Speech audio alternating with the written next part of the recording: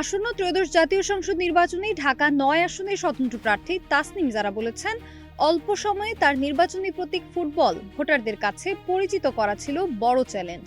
তবে সামাজিক যোগাযোগ মাধ্যম ও গণমাধ্যমের কারণে মানুষ নিজ উদ্যোগে প্রতীকটি জেনে নিচ্ছেন এবং ইতিবাচকভাবে গ্রহণ করছেন। ১ ফেব্রুয়ারি দুপুরে ঢাকা ৯ আসনের সবুজবাগের বাগপাড়া এলাকায় প্রচারকালে তিনি জানান, স্বতন্ত্র প্রার্থী হিসেবে মাত্র ১.৫ দিনে ৫,০০০ ভোটারের স্বাক্ষর গ্রহণ করতে পারা তার প্রতি মানুষের স্বতঃস্ফূর্ত সমর্থনের প্রমাণ।